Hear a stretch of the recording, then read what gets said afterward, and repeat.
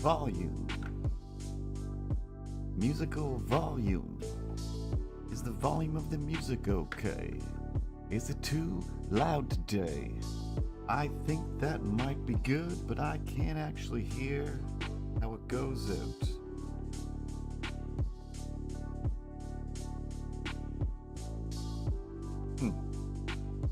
My phone just told me I have a memory.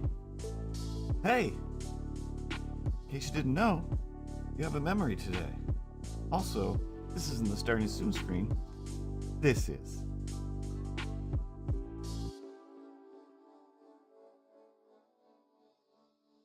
Still getting my phone set in place.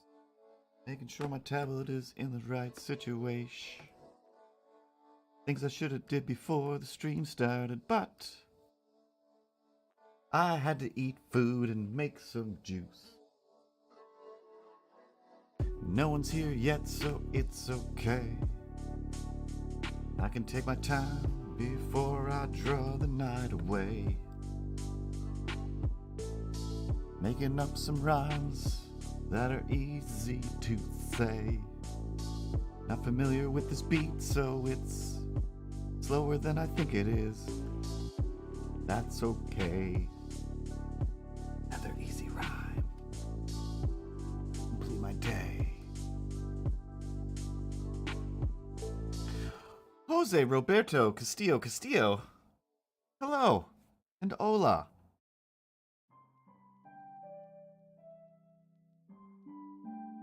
Greetings and salutations. Alright, I think I get everything where it needs to be. Oh no. Just my tablet. Am I screaming into the microphone? Space Goonie is a snake, you see. That's why she says Curtis when she says hi. And then she subscribes. Okay, alright. Once again, I didn't hook up the camera and everything. All my settings are out of whack from doing other things. So we're just going with the drawing screen today. Oh yeah, the intro? Should we do the intro? Ripley, are you there? Are you there, sweetest angel? Meow.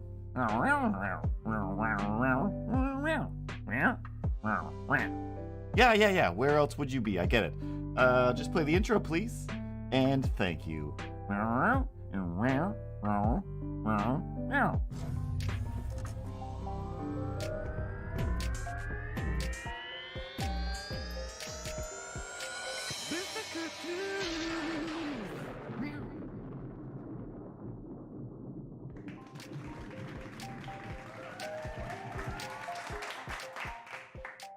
And here we are on the drawing screen. I think I need to move this over slightly, just for my own convenience.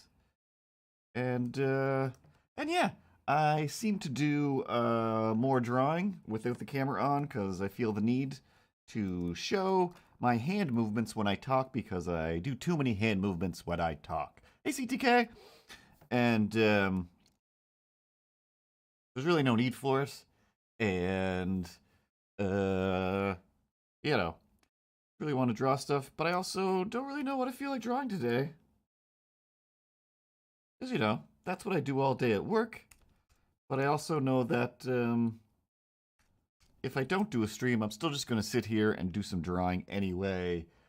CTK, I'm pretty sure it's already past your bedtime. I'm pretty sure you're supposed to be asleep by 7. CTK goes to work at 2 o'clock in the morning, practically. It's not that, but it might as well be. Anything before 9 o'clock might as well be 2 o'clock in the morning. That's what I know about things. So, one of the things I was thinking about drawing was one of the challenges on the internet. Frozen? Okay, there I am. Me? I believe you were probably thinking about drawing me. If you were thinking about drawing something else than me, then I believe we have a situation. I think we have a problem. I mean, we don't have a problem or a situation. I was just going to draw something that wasn't you. I do it all the time. Yeah, and I believe I said that that's unacceptable. I'm pretty sure we made a whole t-shirt about it. It might be in the other store, but it's definitely like my catchphrase, how things are unacceptable. And at the top of that list is you and your drawing choices. I mean, you've been drawing He-Mans and monsters, and then you turned even one of the monsters into a comic strip, and then you didn't put me in the comic strip. I mean, excuse me, sir. If there's squares around, and then there's some words in those squares, the little word bubbles, and I'm not there, then you might just be a redneck. That's what I know.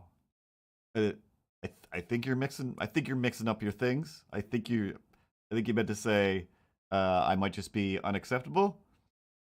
That's what I think. Yeah, whatever. You do your Jeff Foxworthy's your way. I do my Jeff Foxworthy's my way, and that's you can take the highway if we want to go with any of those metaphors. You're not making any sense anymore. So yeah, part of me was thinking maybe I'll just do some doodling and possibly turn it into a comic strip of some kind. Did a few over the weekend, just on the iPad, sitting on the couch. Hey, Miles! And yeah, just did like a monster drawing, and then decided to just add some panels. I just don't really have any ideas today. I just don't have a single idea. Hey, here's one single idea. One idea to rule them all. You little hobbit. Me, baby, me. I mean, you don't even put my hat in any of the comic strips. You don't put my little mug in there. But if you're gonna do this half-assedly, then at least still, I mean, I'm the star. I am the star, and you are merely the hands that actuates the glowing of my starlight. So make me glow like starlight from the boys. So that's get started. All right, I don't know. Let's just do a little doodle of Milo then, and see what it turns into. I think I'm gonna need my drawing glove. It's too warm outside. That is a glasses cleaning rag. Here is my glove. They both they both feel like the same material. When I reach to the place where I keep both my drawing glove and one of those little wipey rag things for cleaning your glasses. Realizing, why am I dropping so much songiness and not continuing with it? Because somebody forgot to put the music back on.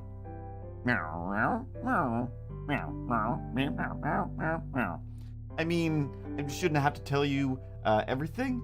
Shouldn't have to tell you everything. Oh my god, yeah. Speaking of the boys. I'm so infuriated and so elated with the fact that it is released one episode at a time, an episode a week, because I would just sit there and just watch them all in one go, which I think I might have did with the first season. I waited for a while so I could just watch a bunch of them.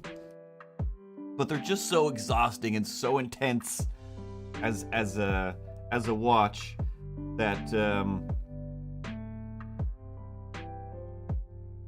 you really need a break. Like, once this week's episode was over, I was just like, oh my god, how many more episodes are left? Like, I think there's only like 2 more episodes left, and I'm like, I'm pretty sure this story needs like either 5 more minutes or 20 more episodes. But it's just so well done. Because I mean, realistically, there's like one good person in that whole universe. One, like, Starlight, I'm pretty sure is the only decent human being out of all of them, and sometimes she's still a bit of a jerk, like everybody else. But even Huey, Jack Quaid, is that his name? And I love him. I just listened to, there's an episode that I missed somehow of Comedy Bang Bang, the podcast, that had Paul F. Tompkins as Brock Levitt, the treasure hunter from Titanic, which is one of my favorite Paul F. Tompkins characters in a while. And Jack Quaid was on there, who is apparently super hilarious and fun. I was really just impressed. Sometimes some stars will show up on that podcast. and you're just like, they don't understand anything that's going on. And when somebody's just like actually into it, and then he did a character at the end, and Tawny Newsome was on it, so it's just like, just such a great episode. Like, I mean, there's a lot of really great episodes. Pretty much any episode that has the Rooney North character on it is always amazing. And anyway, he was on it, so it's just like I just listened to that today, and I'm like, oh, now I really want to watch more of that show. But when it does end, I'm like, oh, thank God there isn't another episode, because I'm exhausted from watching this. And no offense, Miles, but I have zero interest in Hell's Kitchen whatsoever.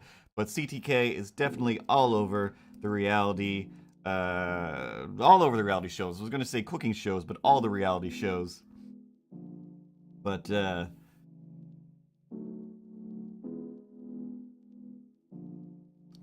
I can't even remember which one that is. Is that the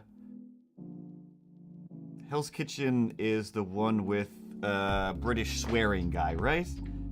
I only watched what was the one where it's just like, I don't know, kitchen challenge, where there's like, 3 or 4 contestants, and it's like, go run into this. There's so many shows like that, I guess, but like, when they're just like, just go grab ingredients, and hopefully you get the ones that you need to make this dish. If not, it's gonna be crazy, and it's always crazy. Gordon Ramsay, that's what I was trying to think of. And so that one was interesting. Like, whoever the host of that was, I thought was really great as a character, like just being a weird evil guy. But the ones that are just straight up like, do the thing and we're angry at you, and like, nope, it has to at least have some sort of game show-ness to it. But I think that's why I like all of the British panel shows. They're still technically game shows, but it's mostly just fun, funny people playing a game, as opposed to people trying to destroy each other to get, $75,000 or whatever, when it is just like, why can't you guys just cook? Why can't it be about the cooking? Or be about the sabotage, or be like, oh, it's just way too emotional.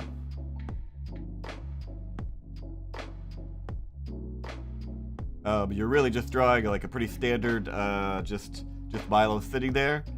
Maybe let's delete that and come up with a gesture. Have me pose in some way that we can maybe make a story around. I got nothing for me just standing there looking up. You're just gonna put you on the other side looking at a thing. So chop, as they say. All right, calm down. Calm down. I think I was very polite and personable about that. Yeah, well, still feels judgmental. Let's circle. Box body. There we go. Let's just gesture it out for once instead of trying to do it clean. So, what did I watch as a palate cleanser after this week's The Boys? Yeah, it's called The Boys, right? After this week's The Boys, I went, drifting around through YouTube, through Amazon, trying to think of something to watch that just isn't too intense, maybe funny, something that I could just sit and draw and not really think. And as I drifted through the Amazon Prime selections, what am I thinking here?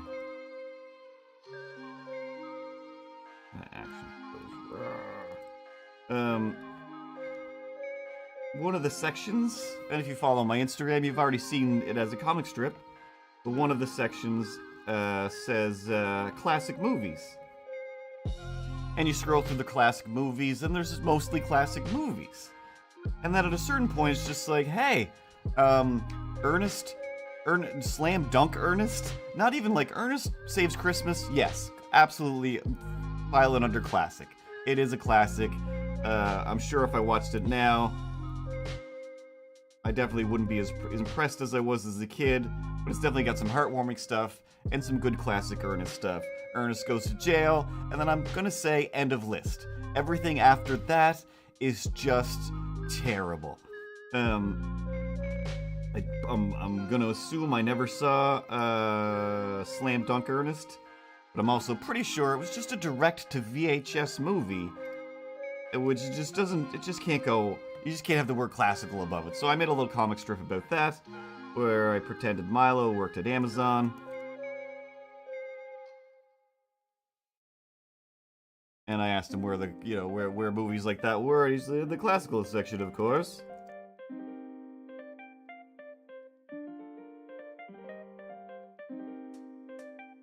And then of course, I didn't watch Slam Dunk Ernest. I for some reason, and literally, the next movie to the right of Slam Dunk Ernest was Back to the Future. Back to the Future. So as I scrolled through the sci-fi section, because I felt like that's what I was in the mood for. I'm in the mood for some kind of monster or alien or superpowers. Which is probably why I drew a monster while I watched the movie. And I scrolled past the Masters of the Universe and thought, should I watch that movie again? It's only been about a half a year, I think, since I watched it last. Maybe I'll watch it again, but I'm like, I can't. I just can't. It's mostly because when I look at Twitter, I see a lot of just Master of the Universe action figure things, and some references to the movie and whatnot.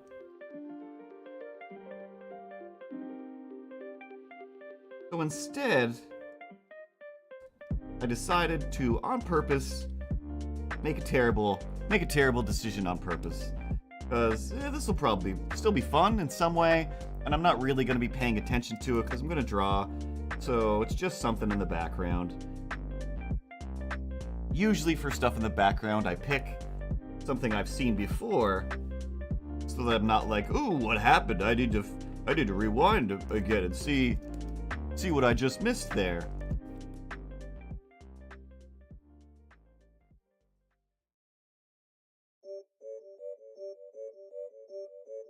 So I picked a sci-fi movie, and when I say a sci-fi movie, I mean the Sci-Fi Channel, SYFY, which they changed it to at one point, and I feel like I'm still offended by that, because that's insane. And even worse, and I already knew before I hit play, it was an asylum movie.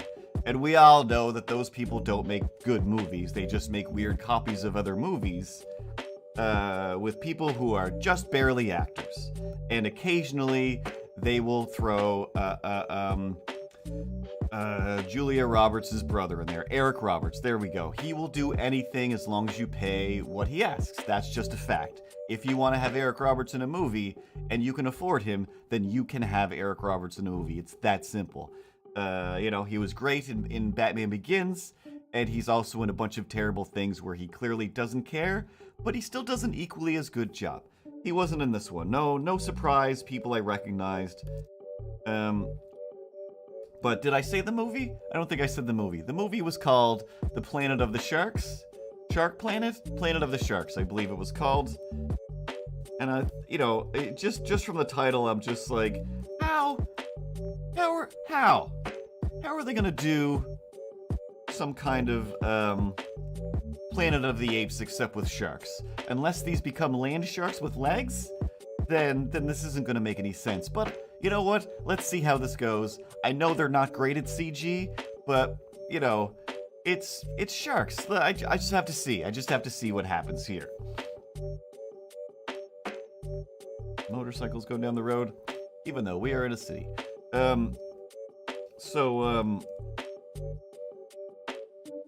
Minute one, literally minute one, it's just here's a terrible CG flyover of a man-made sea colony, basically an Ewok village, except it's over water instead of the forest, and just, bridgeways going back and forth to little huts where, I don't know, maybe 4 people could live, and then it says, population, 40. No, there's not.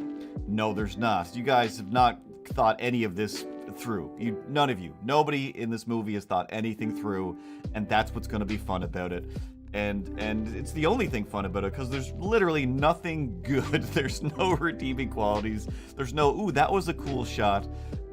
Everything is just like, wow, if I was in this movie, this would be the best time. Or if I worked on it to go to the premiere in the theater with all of these maniacs and just enjoy seeing ourselves play shark movie, then yes, that part of it made me enjoy it. But as a movie, this thing is not a movie. I'm just gonna rough in some panels right now. Oh, why would it ever let me hold shift and go? So right off the bat, we go to the first city, and they kept calling them cities or whatever, and they had a bunch of weird slang that nobody stuck to. But it's in the future. The world has been flooded over because whatever environmental nonsense that just doesn't work with the situation they came up with. It's like, all right, that's fine. I don't care. Just get to the sharks. So, for whatever reason, people are just milling about on these kind of dock areas out in the middle of the sea, which is definitely not the middle of the sea because they would shoot it in a way that, ooh, a Biker Mice from Mars movie would be amazing. I both loved and hated that show. I wanted to see it. When the little bits that I saw were just like, is this better than Ninja Turtles? And there was, what did they say? It was either their version of swearing or their like, let's go do this phrase. And I remember hearing that. I'm just like, I'm saying that for the rest of my life. It was very Streets Ahead, whatever it was. But it was just like, oh man, I'm gonna have to look that up later. You know what? Avocado shakes. I'm gonna look it up right now. I'm on the other monitor now. I'm gonna type Biker Mice catchphrase. But it also might have been just something they said in the first episode. But I remember he was like saving like an old lady, and he said this thing that I'm like, that is the greatest thing. So right off the top, Google is telling me, let's rock and ride. That was not it. Time to rock 'em and sock 'em. That was not it. Let's rock 'em till we drop 'em. Also definitely not what I was thinking of, and that's terrible.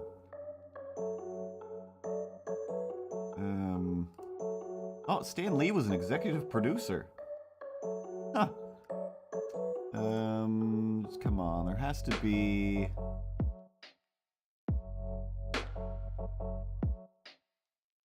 Malware, no.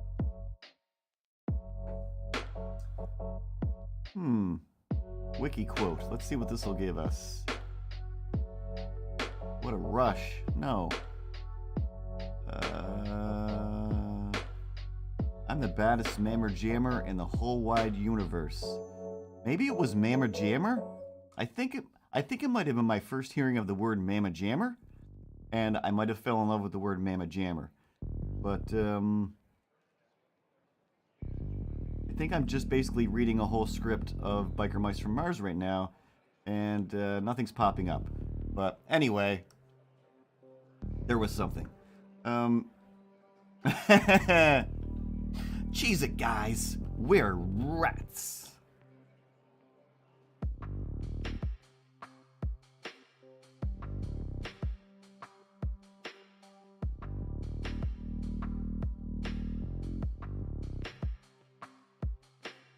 So anyway, all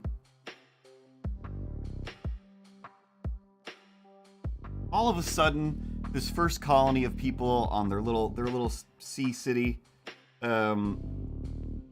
just starts getting attacked by sharks. Actually, the shark models were good. Clearly, you can get really good CG models for like $80. Like, no problem. You can buy them, put them in your movies, but then you still need somebody who knows what to do with them. So the shark animation was not good. Like, literally just the direction they were swimming in versus the direction they're moving versus the direction their bodies are swimming in, where it's like, I'm pretty sure sharks don't move sideways or like helicopters. And they were. And it was clearly just like, well, we need this shot, but I'm not going to reanimate this shark, so they're just copy and pasting the same sharks over and over again. So that was the other thing. So these sharks just start jumping up out of the water. There's no splashes, there's no nothing. Like, these sharks are in the water in the exact same way they would be if you just copy and pasted a shark into a photo. Like, there's no rippling, there's no nothing. Whenever there was splashes, it's because somebody actually fell into real water. Oh, and that was the other thing. It's just like, we're out at sea, there's no land anymore. Like, it kind of looks like you're on the beach in a lot of these shots. Like, if you turn the camera slightly to the right or left, I'm pretty sure we will see people swimming at the beach or the resort you're filming this at, but whatever. Filming in water is difficult, and this is definitely just getting the bare basics done is expensive. Oh, Miles. I've almost played through it twice now. Like, I've played every level so many times. It's ridiculous. Like, when I don't feel like playing video games, I'm like, well, time to run around as a different Ninja Turtle again. It's still so much fun.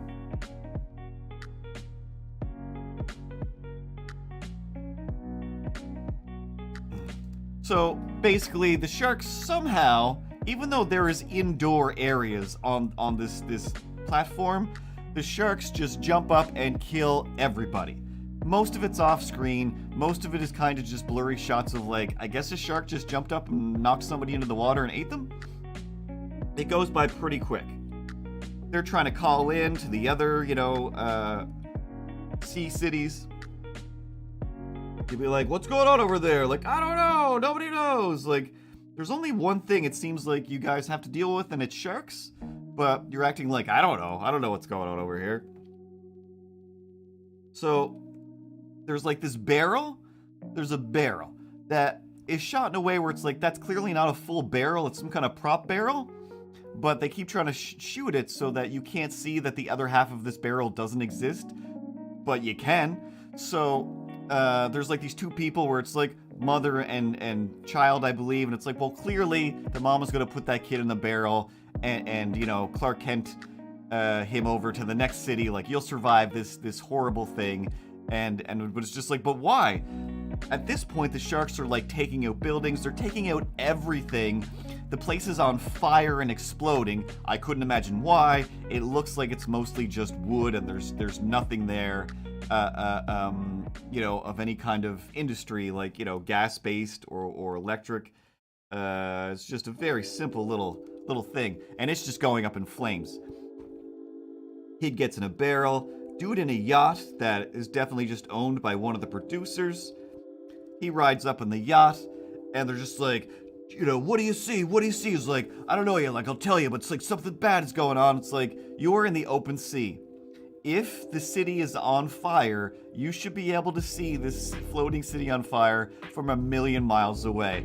And it's not till he, like, literally, like, they do the thing where he, like, basically, they pan the camera behind him, and he looks up like, oh my god, I can see it. Like, I can see from this angle that you would have been able to see this for the past, like, 40 minutes of you driving your boat. But whatever. Again, it's hard to set stuff at sea if you have zero experience in anything nautical, which these people definitely do, because one of the other things is just like, I gotta get out of here fast, and the guy just keeps laying on the throttle of a boat, and I don't know much about boats, alright? I'm not gonna lie. I've been on some boats. A good chunk of my family are all fishermen, fisherwomen,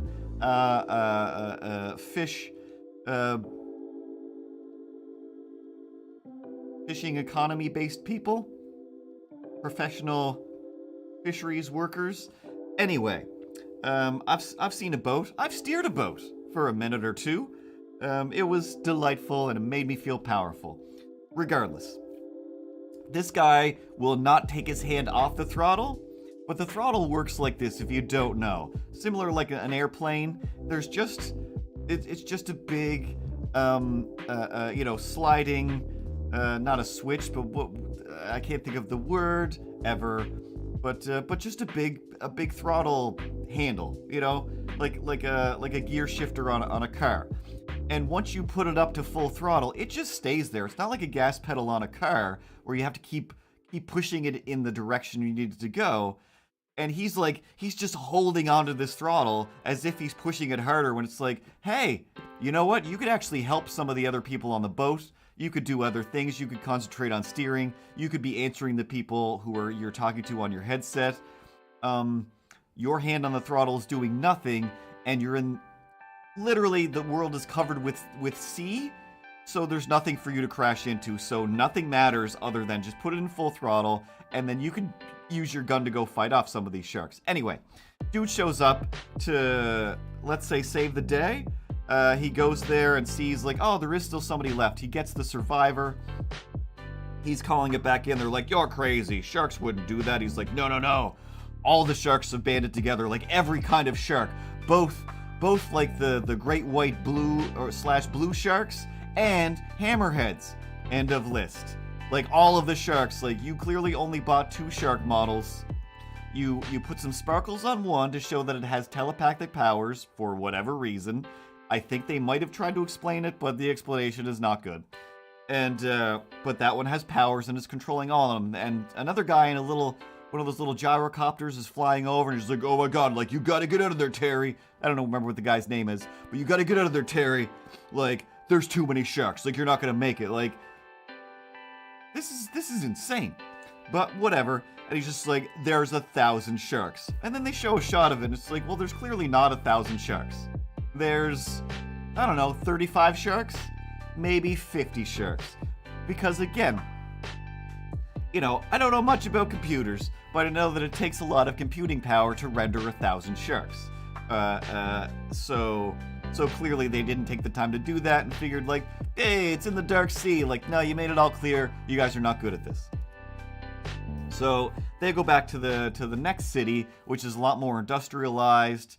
There's big metal buildings. They just pull the boat up like it's no big deal, and then they're just clearly in a warehouse. Like, you guys are just in a warehouse with some scientists, whatever.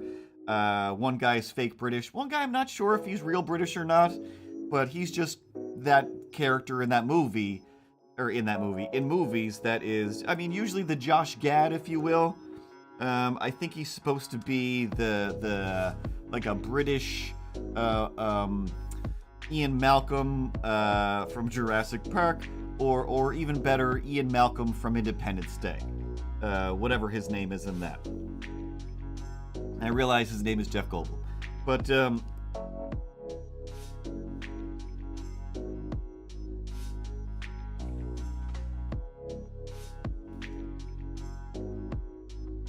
again, just only half thinking about what I'm drawing here, but I guess I'm giving Milo some sort of powers. Yeah, it's about time. It's about damn time that I get the powers up in this piece. Because, I mean, it's been a while, and I'm just, like, wandering around complaining about things, and, checking stuff on my phone, and then making fun of you. But realistically, like, if it's a comic strip or a comic book of any kind, if I don't have powers by now, then what's been the point of any of this? What has been the point of any of this? Give me some superpowers, let me do something super, so I can finally be like my hero, Carl Urban. It's Keith Urban? Carl Urban. Yeah, Carl Urban. Finally get that guy some powers. That's what we've all wanted. And then, if I had my laser eyes, you know what I'd do with my laser eyes? I have an idea of what you do with your laser eyes based on the noises I'm hearing right now. That's right. I would use my laser eyes to shoot them up into the ceiling, and I would destroy all of the people that for some reason feel the need to rearrange their furniture and just roll a couch across their entire apartment every 2 days. What is up with that? What is up with that? I mean, at least they're doing it early tonight instead of, hey, it's 12:30, time to move a couch from one side of the apartment to the other like a crazy person. These people are crazy. They're crazy. How do we let them continue with this nonsense? I mean, because we're still decent people, we try not to destroy other people's lives, even though they're terrible jerks sometimes. So anyway, speaking of terrible jerks, they get there, the scientists are kind of like jerks, but they're like, hey, we got this figured out. We're going to send up a rocket, and we're going to use scrubbers. Like, the rocket's going to have scrubbers, like in a spaceship to like clean the air or whatever, to clean the atmosphere, and then somehow that's going to fix the Earth so that the water will go back down, and I don't know. I should have went back and double checked, but I think it was kind of the Matrix thing where it's like, oh my God, the sky has been destroyed by humans, and it's been covered with water. But it's like, it's super bright out and sunny, so it's not like the sun hasn't been blocked out. So the sun is still going. So I don't quite. Some of the things that they said were just like, you just said some words and now you're just going to continue on with the story. And even worse about that, like the fact that it's not very memorable, is the fact that people spend 90% of this movie repeating what they just said. Like, so often somebody will just be like, whatever, we got to get this rocket up there, but we only have stuff for, to send one rocket. Oh my God, well, if we only have the one rocket, I guess we just have to send the one rocket. Well, we're going to see what we can do with this one rocket. Guys, we only have one rocket, but if those guys have some more stuff, we could build another rocket. Like, oh my God, guys. The rocket thing sounds insane, but I'm starting to believe it now because you said it so much. So whatever, I guess you guys are going with this weird plan. So for some reason, part of that plan involves, well, we're going to have to head over to this other small island of people, or like whatever, man-made flotilla. There we go. And they get to that place. Again, I don't know why they're there, but these guys are like, we're ready for a hunt. We hunt like crazy. We love hunting the sharks. Bring on all the sharks. And they're like, you don't get it. These sharks, you can't hunt these sharks. You can't stop them. They're unstoppable. Like, no, I think you'll see that we could do whatever.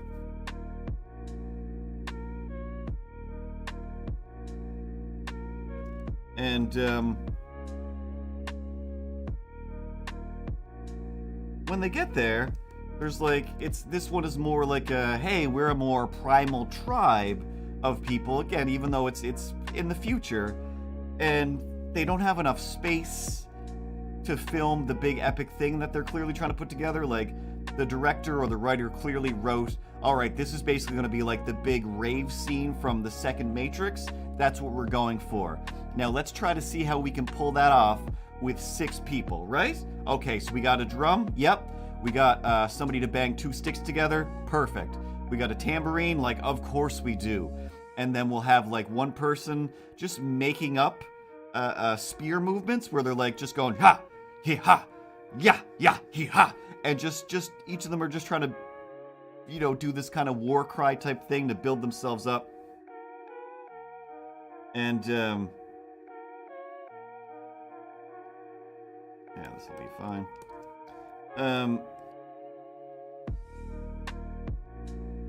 They do that for the longest time. Like, I can't even tell, like, it just kept going on so long that every time they cut to a different shot, you could tell the people in the background who didn't quite know what they were doing were getting bored, and they were just making different faces, like having fun with the camera, but they just used all of it instead of cutting out some of the stuff where it's like, that was clearly them just getting tired of what they were doing. You should have cut that.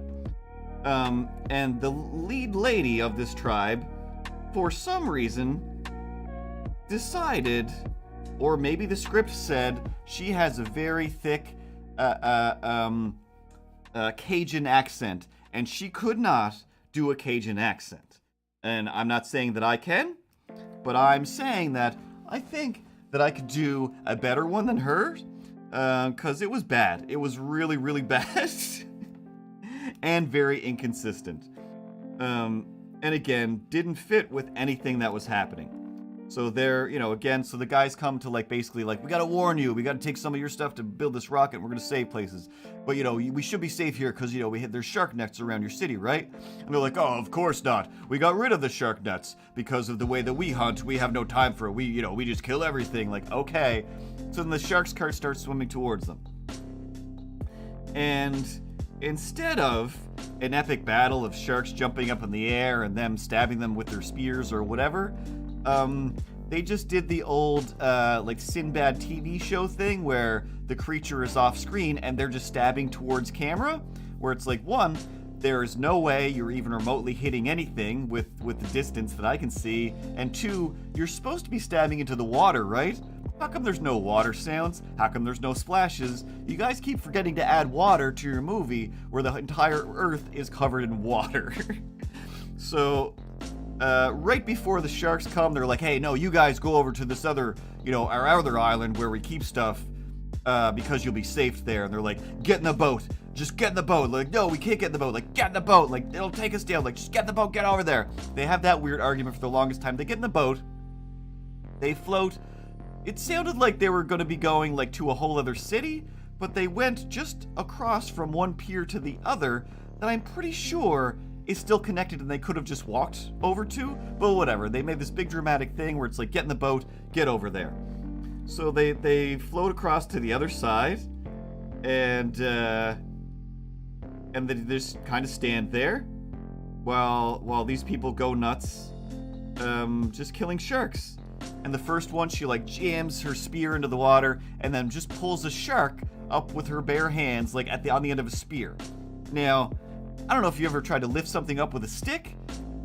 The fulcrum of it is, the center of gravity is way down at your end, so it's, you don't have a whole lot of leverage to lift, I don't know, let's say, even, this is a bad example, but like, if you were trying to say lift a cat, just a cat carcass up with a stick, it would be difficult on the end of like a 10-foot stick. The leverage to lift that up, it would make it significantly heavier, thanks to, physics or whatever. I'm sorry, you're, instead of just talking about a shark, you're just going to drift immediately over to a cat carcass? Like, I'm right here, once again. There's no need to chase that waterfall. Okay, so, to offset that, their fix was clearly, well, we'll make it a little shark. So it's this weird, like, kind of baby-looking shark that she just lifts up, which is still, like, I'm sure 300 pounds if it was in real life. Like, this is still huge. And she just lifts it up, and then somebody else stabs it with a knife, and they just kick it off the dock into the water. And then again, whatever. It breaks out, and the sharks just keep taking people out left, right, and center. Even though there was only like 8 people, it's just going crazy. Because the population on the screen said like 70 people at this colony, but as the camera pulls away, there's not enough space for any of these people. So once again, this place that is mostly, people with spears, living in grass huts, on wooden planks, bursts into flames and explosions. Just huge After Effects $35 explosion pack.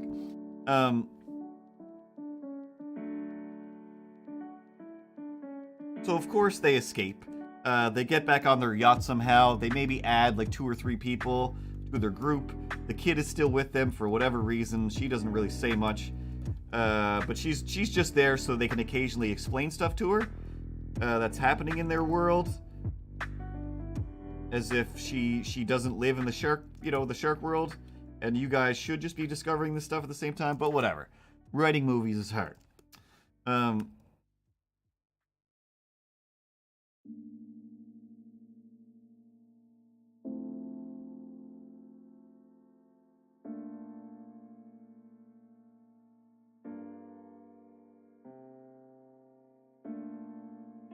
So whatever, they get out of there, they get chased by the sharks, and then for some reason the sharks just stop chasing them again. I don't know why, there's no reason for them not to.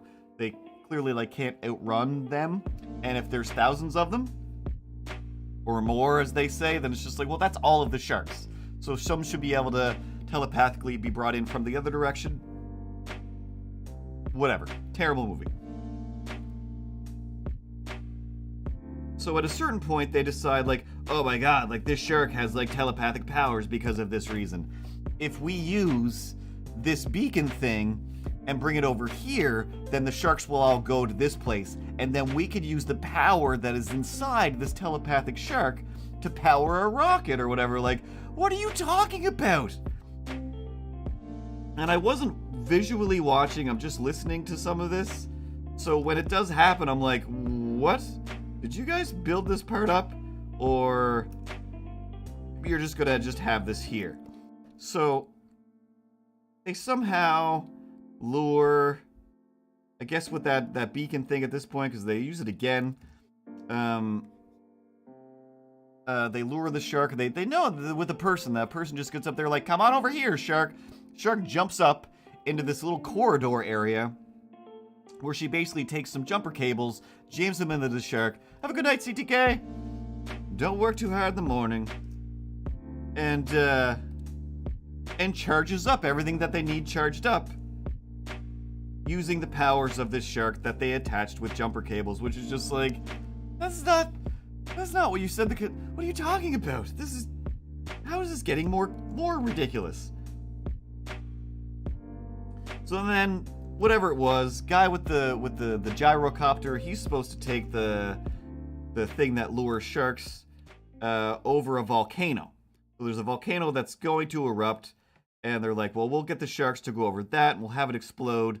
And also, somehow, I'm pretty sure that's going to also fix things. Everything, they kept making it so it overlapped, so it was like, all the pieces are coming together. Like, they're really not, though, guys. They're really not. Like, you're saying they are? But none of these things have anything to do with each other? Yeah, I'm not a scientist, but wow. Wow. I am so much better at science than these people. But again, the other reason for a good palate cleanser movie like this is I want to feel like a smart person, so I'm going to watch this, and it will make me feel like my dumb ideas are 300% better than they are. Because that's what life's all about. Find somebody better than you, try to get as good as them, find somebody worse than you to make yourself feel like you're better than somebody out there in the world, or at least as good as somebody.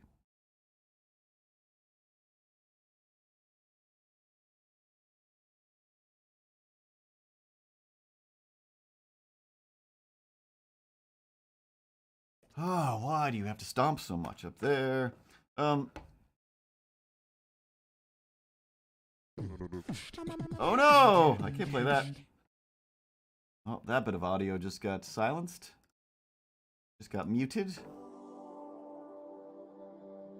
So, at a certain point, they're like, well, I'm gonna go get it then. Even though there's thousands of sharks desperately trying to get us, like the slightest bit of blood in the air, and then they're on us. But whatever, I'm gonna parasail surf out to this volcano area. I'm gonna grab the beacon thing, I'm gonna take it where it needs to go without getting eaten by sharks, just on a surfboard with a parasail. So they show this lady doing it, where from front on, it's full like Batman surfing style. Batman and the Joker, where it's just her holding onto the parasail thing, just like, I'm doing it. And then just wide shots of a professional parasailer, always from the back. And I'm pretty sure they were a different skin color than the person who was who they were supposed to be portraying. And they just parasailed for, honestly, what felt like 20 solid minutes of movie time, where I'm like, this person is still just out parasailing? Their arms would not be able to do this at this point in time. They just wouldn't. So they scoop by, pick up the little probe thing, the little transponder, 1,000 close-ups of their feet on the parasail board as it goes by, as if it is just one of those, like, check it out, guys, I'm cool at surfing. And, oh man, so much weird B-roll of just showing stuff in the background. All these cities just bursting into huge explosions. No idea why, except for the one city that has the rockets and all the explodable things. So whatever, they somehow managed to do it. Like the guy in the gyrocopter, he got taken down by a shark. He was like flying up in the sky, and a shark just jumped up and took his helicopter out of the sky. This lady is still on the water and not being taken down by sharks. And then at one point, you know, again, spoiler alert, just when she finally gets everything where it needs to go, and now she just needs to survive until someone comes and picks her up.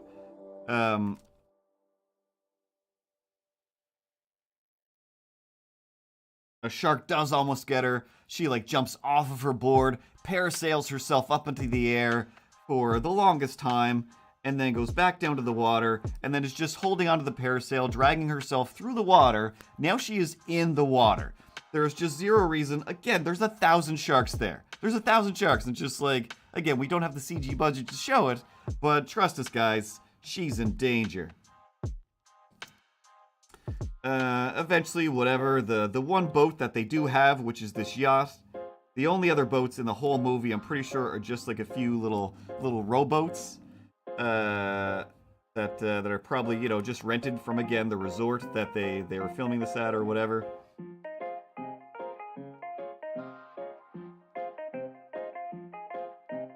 And, also there was a scientist guy who has, he's like, I don't know, he's like, hey, I'm a cool scientist guy. He's got like a bow tie on and a shirt done all the way up, but it's like, he's also like, I got tattoos and I clearly also do pornography movies. But he's got, I want to call it a spacer in his ear. Is that what it's called? One of those gauged, circles, a hoop? Like, you know, like a hole in his ear, but with a round thing in it. And then, like, all of a sudden in one scene, and then for the rest of the movie, he's got like one of those, like a tooth or like a horn going through it. And it's just like, well, when did you have time to do that? You guys are trying to build a rocket, you're being attacked by sharks. Pretty sure you were just on the run for the past 5 scenes. And did you and everybody else on set not realize that you changed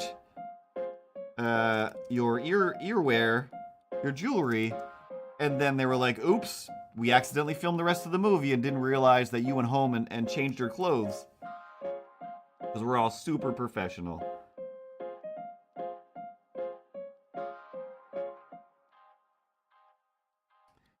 And then almost everybody dies except for like the last few main characters.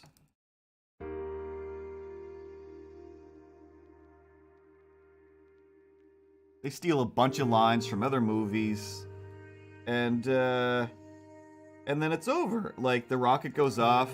As near as I can tell, they fixed the environment, I guess, by shooting one rocket in the sky. And then they just have to float around on their yacht, I guess, until the water recedes. It was just like, I don't know, man.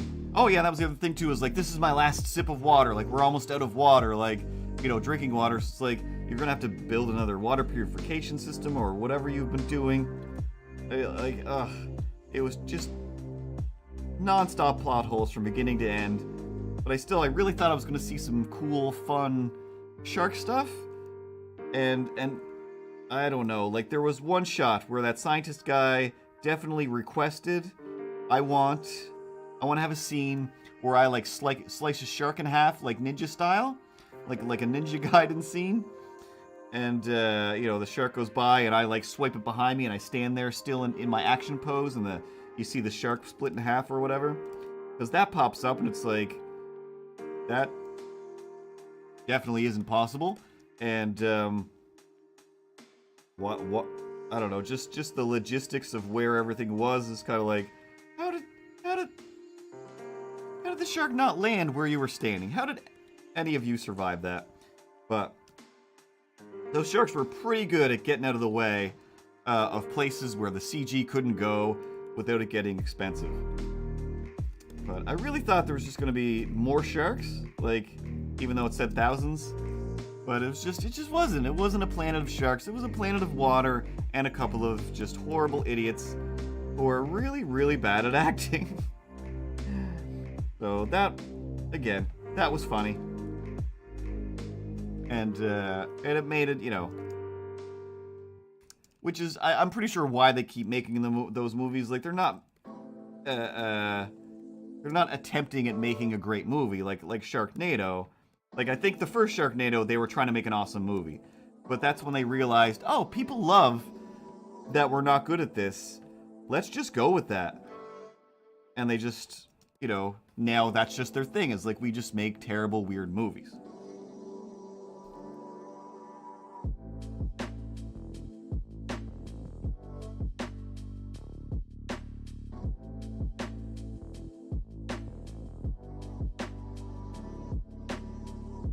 Like, not even jumping on special effects and whatnot, because it's like, even a bad-looking movie can still be super, super awesome.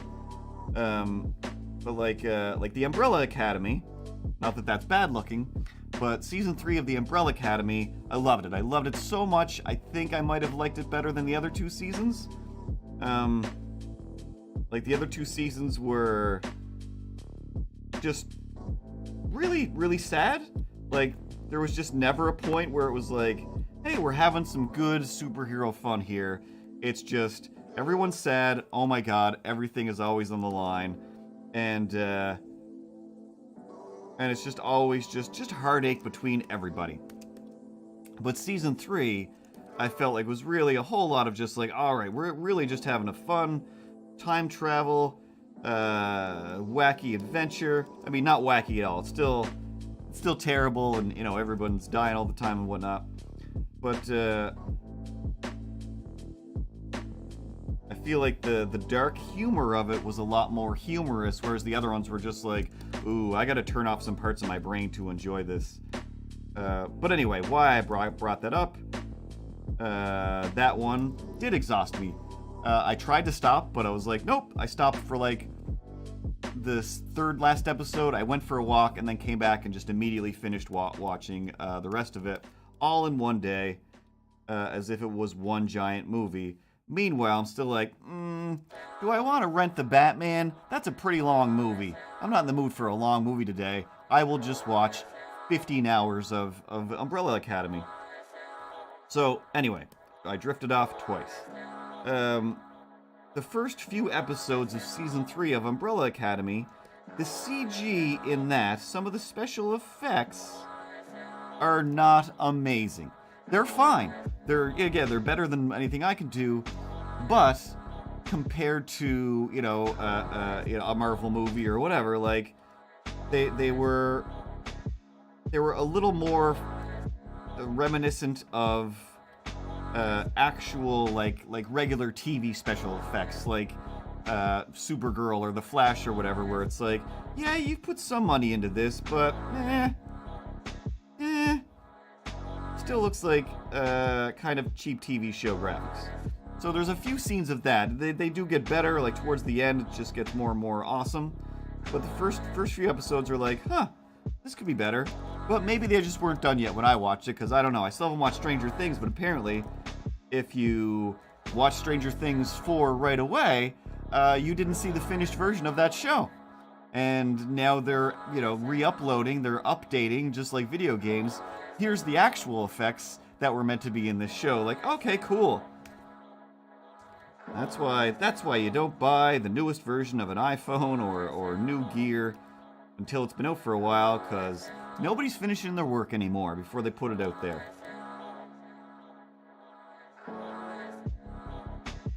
But did that stop me? No. Because even whether they're subpar or extra par or they're abysmal, really, really intriguing story, really, characters that you'd invest yourself in, can make up for anything. And then if you start, if your first episode has some kind of footloose dance fight, well then I am locked in. I am absolutely locked in. I attempted to make Soundwave, the Transformer action figure that I have, do a stop motion, the Footloose dance on the weekend, and that was just too much work, and I realized I don't want to do this. Why am I doing this to myself? It's a beautiful day. I should go for a walk and enjoy things instead of locking myself in here and trying to make this robot do the Footloose dance. It's going to take me days for sure, and I really don't want to do that. I just want to do something fun. So it turned into making a few comic strips instead. I went for a few walks, turned some of those into some weird Reels/TikTok-y videos that I think are fantastic and amazing, and the fact that they didn't go viral is kind of a disappointment to me. Especially the slow motion crow video. I think that one was genius. I think that was genius. Pretty sure it was genius. And I'm going to say confirmed by Space Goonie. Confirmed genius. I'm going to put a sticker on myself. Genius. In respect to a slow motion crow video. But like, the irritating part about that was, it was like, again, this will be pretty fun and quick. I'm going to make this crow talk. Mostly because when I do watch these movies, I think, what is the next dumb little thing I can do? Just a little special effect thing that's not a real special effect, but just something that I can do with my phenomenal cosmic animation powers, stop motion or otherwise. And as I took that video of the crow, I thought, you know what? I bet it would be pretty easy just to make a little black triangle and throw it over top of this crow and animate it, and I'll say something and I'll make it look like this crow is talking. And I did.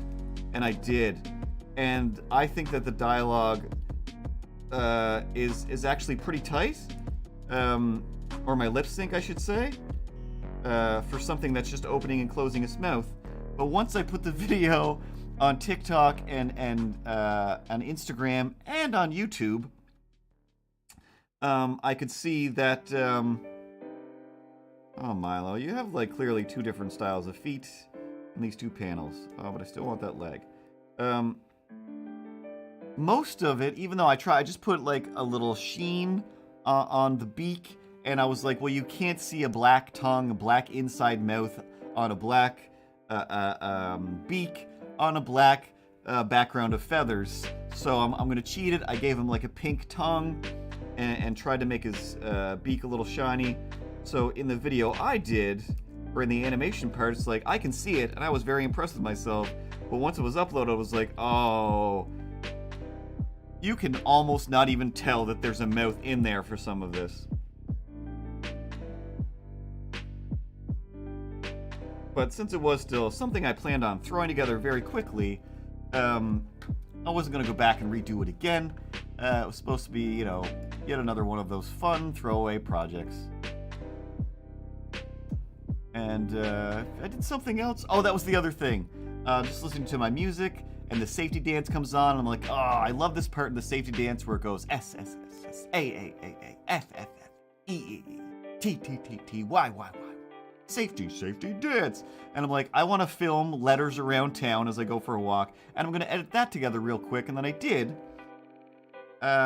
Before I did, I went to TikTok, and it's like, oh, that song, that part of the song isn't here. It's just not available. So it's like, oh, come on. I just filmed so much stuff for this, and then went to Reels, and that would allow me to have that part of the song.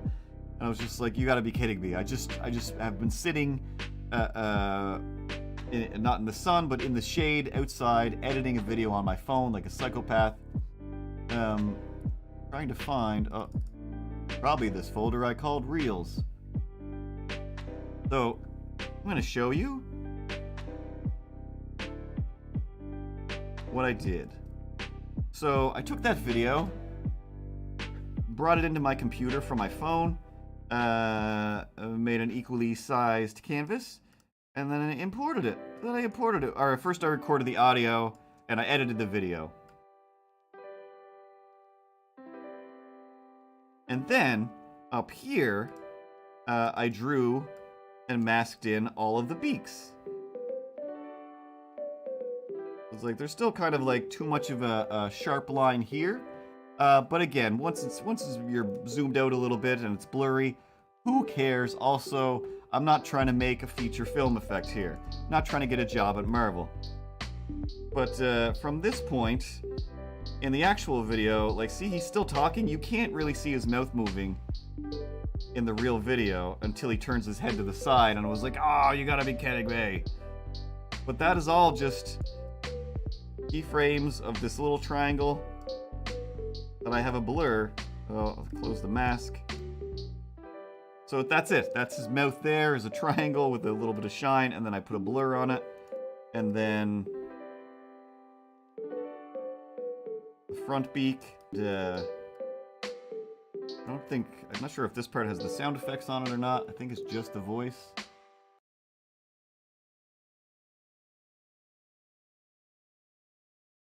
Hey, take a slow-mo. It'll last longer. Majestic.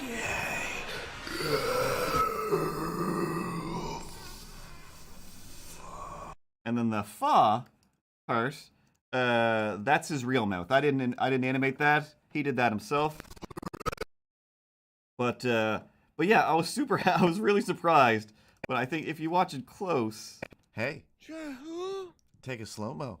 It'll last longer. Majestic.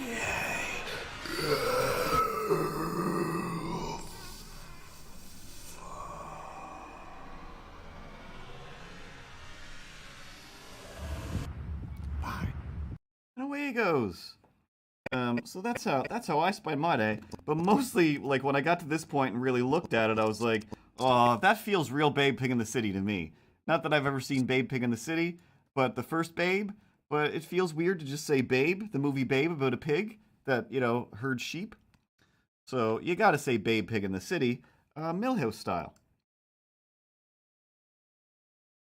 So that's how I spent a few hours of the weekend between watching a shark movie, The Boys, making a weird safety dance video.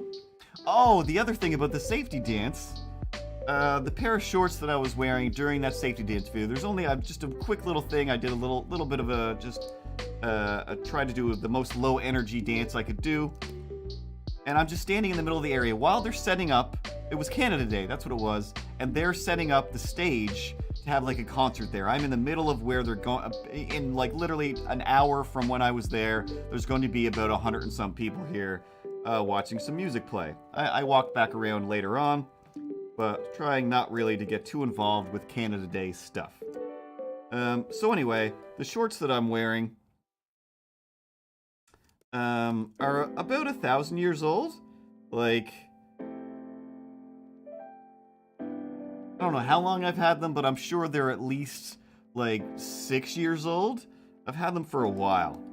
No, God, more than 6. They're like a good 7, maybe 8 years old. God, I've had them forever, and it makes perfect sense that they would be very much deteriorating. And normally, like, as soon as a pair of, like, shorts or whatever, like, doesn't fit or seems like they're not holding up, they're gone. They're gone. You're out of here. I don't need this noise. But those ones, they just always are like, no, you get to stay. You always get to stay. So when I got home, after walking around town all day, like, all day, walking all over town, and standing in the middle of our, like, parade square area, whatever it is, the center of town, in a concert space, doing a little jig. I get home, I sit on the couch, and I hear and feel like a pop, like just a boop, in the butt of my pants, in my butt, and part of me was like, oh my god, did I just break something? Am I dying? And I basically like reach around to see like, did I just split my pants? And of course, I started thinking about SpongeBob, and oops, I just split my pants. Which is just an awesome song. Tangents aside, I reach back, and not only is there a hole in my pants, it's like torn open, like from top to bottom. It's just like, it might as well be just 2 flags like waving around my bum.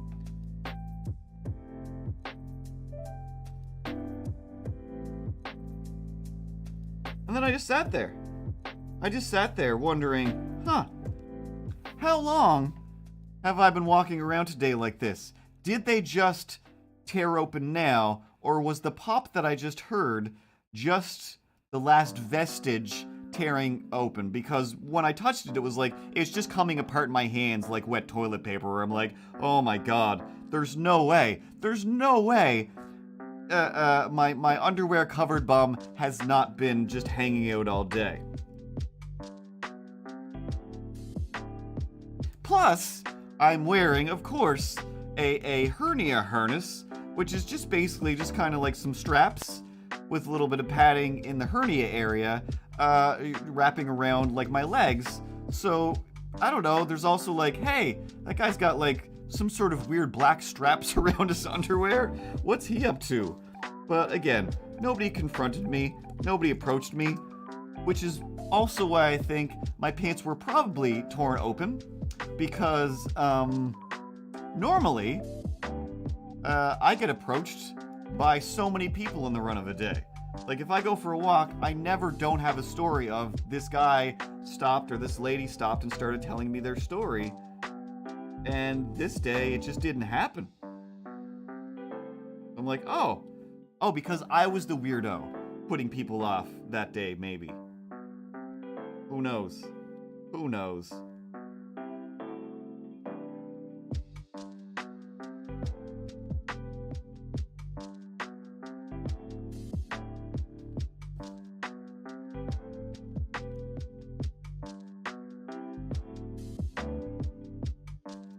And that is how you make a little Instagram movie with your day off.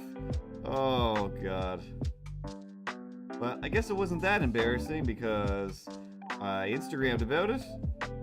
No pictures, of course. And now I'm talking about it as if it's a delightful story. Oh god, okay. I was recently kind of semi-forced to update Adobe Animate to the newest version.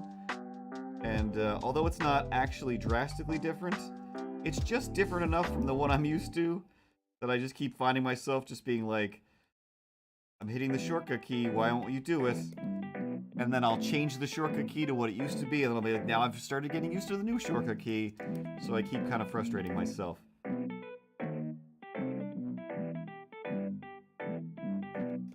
Now, I spent all the weekend just having semi-little adventures, going for little walks around town, not really doing much at all, and then coming back here to draw for a bit because I am somewhat terrified that my hernia will start hurting when I'm too far away and then have to walk home in pain. Which I've done a few times, but I usually try not to walk too far, so I was still doing that where I'm just kind of like circling, where I still kind of pass by my place every once in a while. But, I should have made some notes. I did make some notes. What do I have here? Umbrella Academy, Planet of Sharks. Okay, cool. Oh yeah, and then some stuff I saw on the internet. But,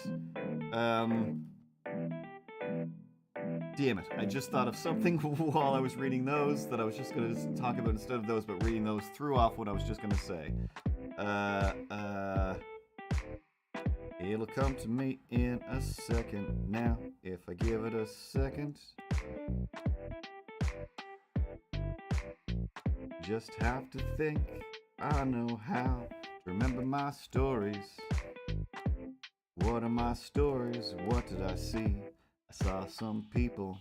I talked to people, they talked to me. What did they say? Where did they go? Doesn't really matter. How do you know? I did talk to somebody that day. They didn't seem freaked out. Dude was walking his dog. I was going into the park. See how far I could walk into the park before I turned around and came back. And there was this guy with this adorable bulldog. This guy was like, it was getting to be a hot day at this point. And this dog is just like crazy bulging eyes. But he's just like the happiest little guy. He's just so like just adorable. And they were just kind of like in the pathway. And usually if somebody's close enough with a dog, I am that jerk that's just like, hey, it was a good boy. Hey, there's a good boy. And I try to be also like, oh, and hello to you as well, and be on my way. Because, you know, when I would walk my dog, very often people would just like talk to the dog and just like, hey, I'm here. I have a voice and a face. So I think I just said something along the lines of, yeah, it's too hot to wear a coat like that today, buddy, to the dog. And I was just like, oh, he's a really good dog or whatever. And he was just so curious looking and happy. But he just he was just done with the walk. He was just there, and we were like, it was at the beginning of the park, so they're not too far from their car, I'm sure. And the guy was like, oh, yeah. He's like, well, we get to this point all the time. He's like, he knows the walk is done. Like, he can see that, we're almost at the car, so he just stops. And he's done now, so now I just have to convince him to finish walking the last 30 feet to get to the car, and he just doesn't want to do it, and he's just, like, wants to look at everybody that went by, and he just, again, like, sometimes, like, when an animal has that very just quizzical face, that curious face of just like, hey, and who are you, and what are you doing, and hello, would you like to meet me? There's just something just so endearing that makes me like animals when they're being likable. But I don't want to live with animals anymore. They're still loud, they're still filthy, and I don't want to clean up anybody's poop anymore.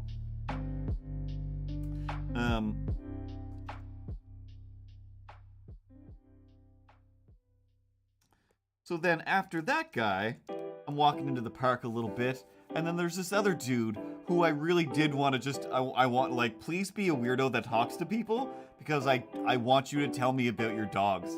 This guy was walking, he had like one big, I don't know if it's like a bloodhound or what, a schnauzer, I don't know what it's called, but it was like a big dog that kind of looks like, he's got like big floppy ears, but they're still tall, and it's, I don't know, somewhere between like a Doberman Pinscher, somewhere like a mix between that and one of those just big floppy hunting dogs or whatever. And but then he just had like two dachshunds, two little wiener dogs that were just so tiny, and then this other tiny dog that were just following him around like just this guy with his army of dogs. And like two of them were off the leash and they were fully just fine following this guy around. I'm like, this is the most adorable little army I've ever seen in my life. And I just like, I know there's no answer other than I just got another dog, or somebody gave me their dog, or I ended up with dogs. But I'm just like, why are you walking around with an army of dogs, guy? I'm sure the answer is like, this is my family. This is my little family of dogs. But it's like, but they're too adorable, like, and they're too good.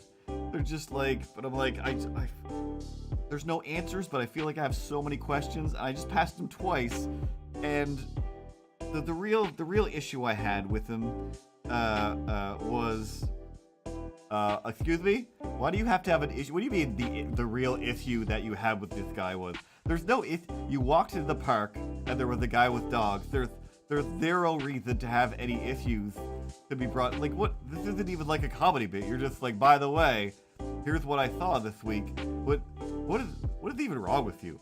I don't know. But the issue was, you can't have unbelievably adorable dogs. You can't be walking in a cute little group of just huggable adorability and look like the angriest man in the world. Like, clearly he's just like, every person that I pass has to come up to me and ask me about my dogs, or pet my little dogs, or just tell me my dogs are cute. I know that they are, leave me alone. That is clearly what's going on inside this guy's head, and it's just like, well, dude, you can't, that's like, I put on this giant mascot outfit, and then I went down to the local McDonald's, and all the kids were like, hey, it's the Grimace. Tell us a story, the Grimace. No kid wants to meet the Grimace nowadays, but you know what I mean. If you dress up in a big mascot outfit, people are either going to want to hug you or they're going to want to drop kick you. Those are the options. If you walk around with 3 of the most adorable dogs in the world, and then another dog that seems like a very nice dog, it's just not as adorable as the other 3, you're going to get stopped. You're going to get stopped.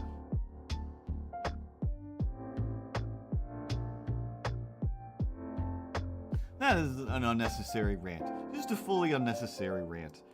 Oh, man. Did I color this one?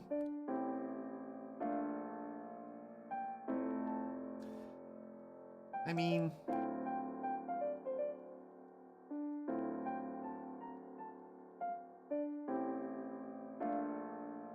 Alright, I'm gonna do colored effects at least. The rest I'm just leaving the standard black and white.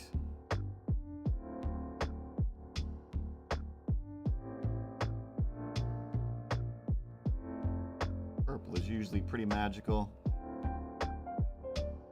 Alright, now that we got all the fun stories out of the way, as per usual, there's always the scourges of the internet. Like, literally the other day, I felt so just completely dysfunctional because of the state of the world. Because the internet is just a constant barrage of people having arguments that everyone should at this point realize nobody's having a discussion. Nobody's trying to actually change each other's minds. You're just yelling at each other. And I don't have the energy for that anymore. That is PCs that I am too old for, Danny Glover.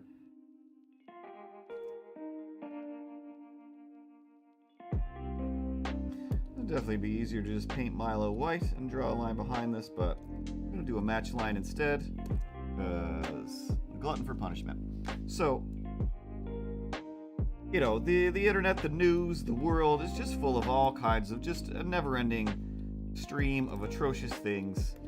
And the last few days, or the last, like, week or whatever, has been, like, literally on a daily basis. And then it seemed like on the 4th of July was just like, I cannot peel myself away from Twitter. Every 5 minutes, there's, like, something new and horrific. How? I mean, and of all days, of course, that's the day. Kujin's back on the attack. He likes his comic art, don't even have to start. Something rhymes with fart. So, this was today. I'm going to tell you about today. Let me look at my note here. Oh, yeah, both of these are from today. I still don't know what this one is about yet, Kujin. I'm just drawing. I feel like it's going to have some sort of Scarlet Witch reference. But mostly just something about Milo having powers and me not being cool with it. Again, the motif of most of my comics. Milo wants to do something, and I say no. If you just say yes, just say yes.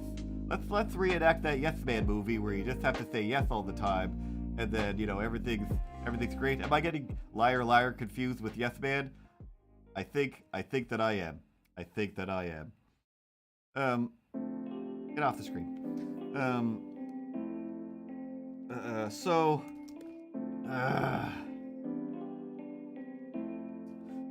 Okay, just to rail on the plight of women for a minute. Not that, you know, again, I'm not gonna mansplain anything.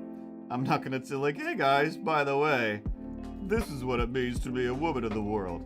It means constant torture. It means constant torture for no reason whatsoever, because there's a bunch of people that think it's their job. So, I can't remember where I saw this or who shared it. I tried to find it again. Kujin with the double channel action. He's on YouTube and he's on Twitch. Doesn't take much for him to make a switch. If you think that he's left, look around.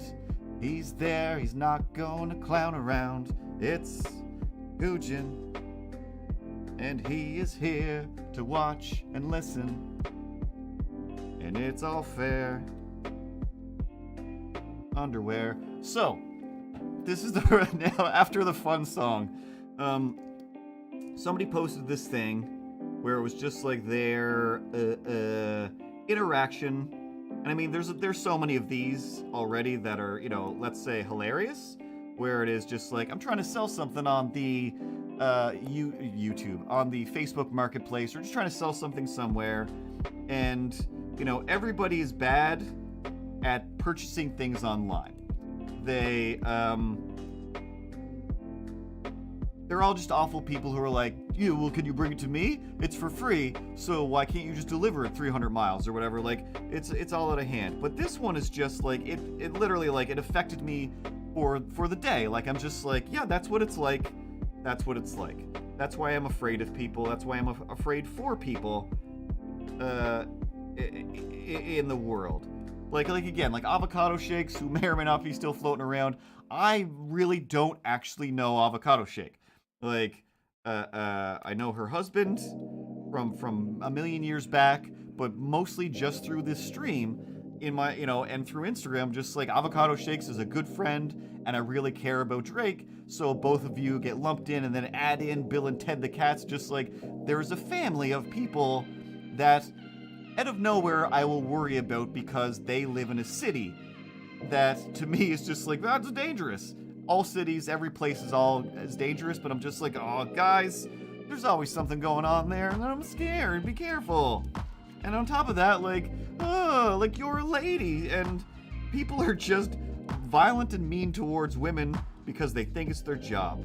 But one thing, okay, two things. One was the other day I read that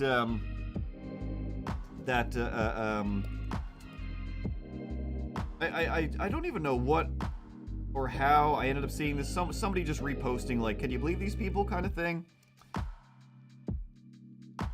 That's the problem with Twitter. You follow people that are drawing stuff, follow people that are making art, and follow He-Man action figures. If they like something, if they retweet something, it still gets dropped into your spider web. So you still see all the horrors of the world, whether you're trying to avoid them or not. And I'm not even trying hard to avoid things. Still try to keep somewhat abreast of the situations of the world.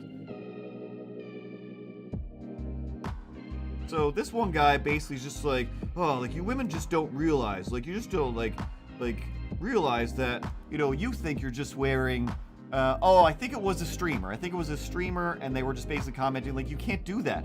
You think you're just showing off some fun cleavage, but, like as a man, like we don't have control over that. Like if we're aroused, if we're titillated by this, we just are. And then basically like we have no choice but to stop.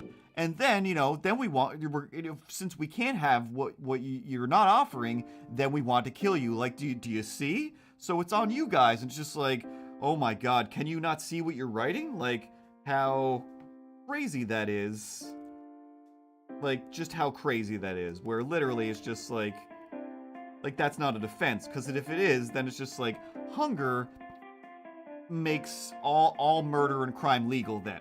Like, if you're saying that, well, I saw a lady and I saw her cleavage, so of course I had to commit murder. And as we've seen in a lot of American court situations, people get off. And don't go to jail for those heinous crimes. So then it is just like, well, then what's the point of punishing anybody if you're basically allowed to do crimes? So, in the vein of that guy... Yeah, I really, I don't check Facebook anymore. I just post stuff to it from my Instagram, and occasionally if somebody, basically my family or friends react, then I see things, and that's it. But, Twitter is a pretty good cesspool as well. It's a sad place. So anyway, this person today posted, basically, hey, check out what I have to go through. So, I say person, this lady posted this conversation that she had, trying to sell an iPhone, or a phone of some kind. Yep, so you want the phone? Yeah, I want the phone. Which side of town are you on? And I will meet you there. Are you on the south side or the north side? I am on the south. I'm on the south side. Okay, perfect, the lady says. In that case, I will meet you at, the South Street Starbucks. And we'll exchange the phone for money there. And the guy's like, oh, I could just come to your house. And she's like, well, no, I don't feel comfortable with that. Oh, because I'm a man? She's like, regardless of the person, the man or woman is like, I don't feel comfortable giving any strangers my address. I'm sure you can easily understand that, which the correct answer should be, yes, of course. I clearly understand that. Who feels comfortable giving their address out?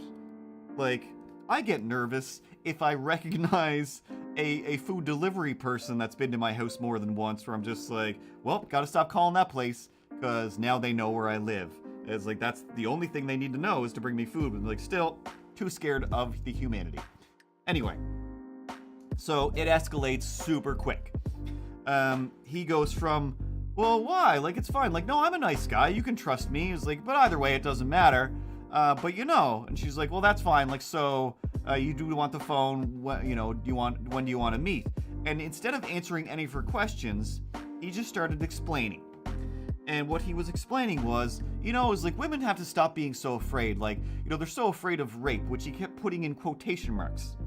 And it's like, it doesn't even actually happen as much as they say it does, because women lie a lot. So, like, if women would just stop being such liars, then nice guys like me could, meet people like you, and you wouldn't have to be so afraid, and, maybe something good could happen between people like us. And she's like, yeah, either way, like, meet at the Starbucks? Is that okay or not? And he's still just like, no, but really, like, you guys are just so rape-centric, and, like, you're all just liars, like, and you just don't get it. Like, most of us are just really nice, good people. And she's like, all right, like, whatever, like, are you trolling me, or is this for real now? And he kept going with that line of discourse, which is like, no, like, let me keep explaining to you that you have to stop being afraid of rapists and just, meet nice people like me. And he very quickly, way too quickly, I mean, to ever do it at all is wrong and crazy, but then he went to, again, without trying to swear on the stream, even though I'm talking about something horrific anyway, he went from, you don't have to be afraid of rape all the time. He's like, but, if I, how did he say it? Part of me thinks I should have found it again so I could read it, but I don't want to read it again. He said, if you saw, I'm going to say it this way, if you saw what was in my pants, if I pulled what was in my pants out, except he used all the swear words for it, you would love, I bet you would love being raped by me if you gave me a chance, basically. It's just like, what are you saying right now? And then she was like, oh, I think she just stopped replying at that point, and he kept going for like paragraphs, still telling her how she was wrong to prejudge someone, while also still basically citing all of the different ways he was going to do bad things to her. She never actually said anything bad to him. She just said, are you serious right now? And then he just started calling her, horrible names. Just the same usual names that a guy calls a woman as soon as she doesn't respond the way he wants. And it's just like, yeah, yep, this is what women go through every day. Like, and any friends that I do have, they all have one of those stories, if not 12 of those stories. And in an age, in a month, in a year, where we're talking a lot about, hey, bad guys with guns need to be taken out by good guys with guns. And blah, blah, blah. We have to save the people from this, and we have to do whatever. And if, I'm going to sidestep all of the other things that the news has been about for the last little while. If it was about saving lives, if it was about rescuing children, if it was about protecting people from dangerous people, the act of policing, the act of justice and whatnot, if any and all of that was actually about doing the right thing to save people's lives, then the police, the FBI, all of these entities that in movie form we see as like these heroes that are just hunting people down, they're Jack Bauering or whatever, to stop the terrorists, to stop the horrifyingly evil people. If that was really why people were doing that job, and there is, I have met cops that are like, you're awesome because you are clearly here to save the world and you're a good person. And I've met people that are like, oh, you're a police officer or a bouncer or whatever because you want this power so you can legally hit somebody and not go to jail for it. You want to legally, accidentally, or on purpose murder somebody, and you want it to have been your job, and that's what you took this job for. Again, there are people that don't do that. Thankfully, they exist. So far, any of the police that have come to my building to help, they have come to help, and they were all good people, and I liked them. So far. But, again, going off on a tangent aside, if it was all about saving the world from the bad people, you would just go on Twitter and try to location source some of these people that are just admittedly being maniacs, that are threatening people left, right, and center. Because at a certain point, it isn't just like, oh, I'm just joking around on the internet. Like, no, you're actively targeting women, you're targeting children, you're targeting people, and you're trying to just make the world a worse place. When, in my opinion, the internet should be making the world a better place. Like, years ago, I used to say this, like, wow, guys, now that we're all super connected, and, you know, long distance call charges don't really exist anymore. I can talk to anybody on any continent in any part of the world. We can have conversations with people in space in just about real time now. It's insane. It's unhealthy. It's just upsetting that people still think we need to draw these borders between humanity, when it's like, why? We're all so connected now that we should be able to see each other's different perspectives. But sadly, like, there's a whole bunch of Obi-Wans out there who are just like, from a certain perspective, you can see I was telling the truth. Like, yeah, but now a bunch of people are dead, but technically I am not at fault here, and now I can still blame someone of another race. And that's what everybody seems to want nowadays, is like, I don't care if I run out of food. I don't care if I'm starving. I don't care if there's no gas. I don't care if people are being shot. I don't care if I'm being shot at. I just want to blame whatever is going on people who are not white. Because it's always the white people, you know, building this up to a point where it is just like, we stop blaming everybody for stuff? Stop blaming everybody for stuff. Like, the amount of white people that I've just met in passing that clearly are just like, you know, blame all of their problems on the natives in town, when it's just like, you know, the indigenous people here are still mostly relegated to a reserve, and that's insane. And you're still just like, oh, those guys, like, they ruined it for us. Like, nobody ruined anything for you. Nobody kicked you out of school. Nobody made you crash your car. Nobody made you be whatever, the guy who drinks and drives and accidentally shoots his own foot off because he wants to have his guns and eat it too. But they're just like, out of nowhere, they'll just be like, yeah, well, you know, because the reserve up there, like, what are you talking about? Like, nothing that you said just makes sense, but it's just this weird white-centric thing that, you know, you're indoctrinated with by the older generation, because it's the only way. It's the only way. Because if you just, you know, without any preconceptions, without anybody warning you about other races, when you just meet them, when you see a little kid meet somebody who is of a different race, or there was this adorable video on Instagram where you know, people are so worried, like, oh my god, this person shows up, you know, with their kid. It's just like, I have to explain to my kid now, like, why Steve has two dads, why Jenny has two moms. And it's just like, well, one, no you don't, and two, the explanation isn't complicated unless you don't believe that people deserve to just live the way they live. Like, nobody's hurting anybody. If anything, they're taking in all of the children that are being abandoned because you're forcing them to be born. But this video was just like, hey, like, you know, whatever, Susie's dad and other dad were there, like, so that was cool or whatever. It's like, oh, like, do you think anything's weird or different about that?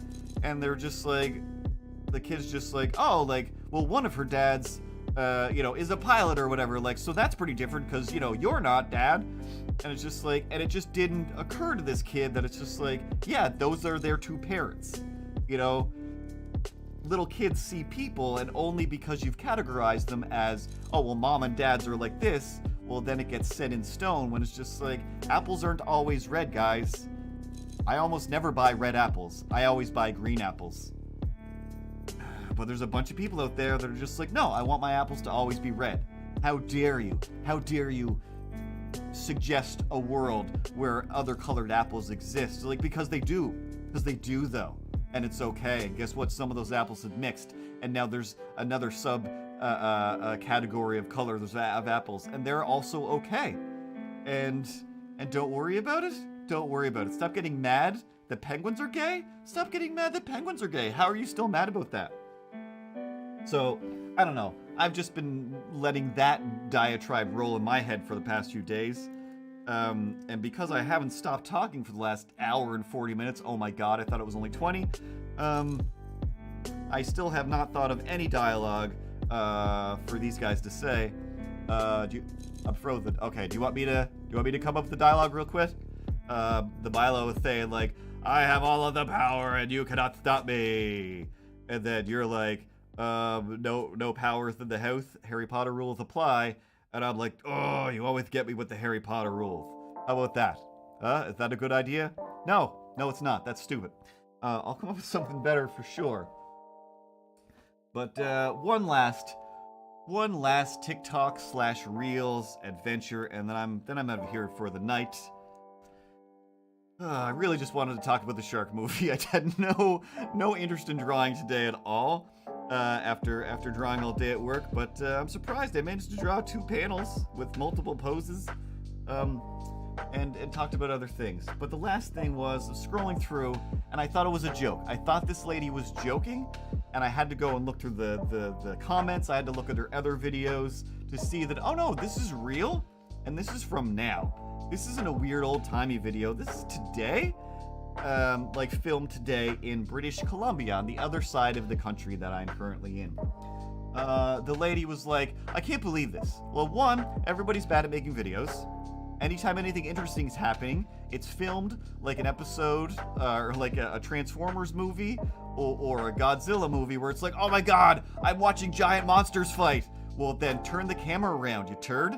Show me the monsters fighting. Oh my god, these people are trying to rescue a great white shark that's beached itself. Cool. Why am I looking at your dumb face? I hate you all. I hate you all. Like, today is, like, this weekend was the first time I've ever been like, I'm gonna put my own face in a video. And I wasn't even going to put my own face in the crow video, but I filmed myself reacting to that crow, and even more annoying, after I filmed the reactions of me going, huh? What? Who's a what now? And then I picked one. The last one I did, I had a bottle of orange juice. Of orange vitamin water, actually. And I'm like, I'm gonna do a big spit take, and maybe I'll use that one. So I took a big swig of water, and then I turned semi towards my camera so as not to spit on it, and went and spit a pile of juice. And I'm like, well, I'm on my way home now, so if I get juice on me, no big deal. Had juice on my phone, felt disgusting. Get home and realized what I had done was somehow not hit record. I hit record right after I did the spit take, so I just spit on myself for nothing, recorded myself, like, putting the top back on the juice. I don't even know how logistically that happened. Anyway, this lady's filming herself, and she's complaining in a way that I think this has to be a hilarious little skit / joke. She says, oh my god, why do they keep doing this? Why would they do this? They just don't want us to have a nice day. Like, it's a nice sunny day, I want to enjoy the sun, and they gotta go and do this. They're just gonna make it a cloudy day? Like, how dare they? Like, wait, what? And she's, like, pointing to, like, you know, some airplane trails in the sky. It's not creating clouds, it's not doing anything, it's just 2 thin jet streams through the sky. And yes, I get the whole chemtrail thing and whatever. I just don't believe in it. If they are doing stuff with chemtrails, it's mostly probably killing bugs, but I doubt they're doing anything. Anyway, she's going on like, yep, that's what they do. Every time it's a nice day, they go and make it a cloudy day on us out here. Like, they just can't have us have any happiness. And she's just freaking out in such a way that it's just like, are you seriously think that somebody's painting the sky with clouds right now?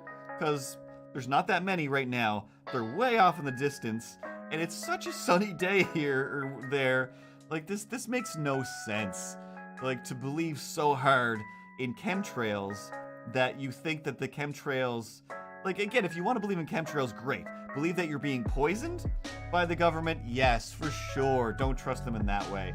If you think that they're spreading something to make you docile, great. It's not working because everyone's getting more violent. And if you believe that they're spreading a gas to make you more violent, that's somewhat believable.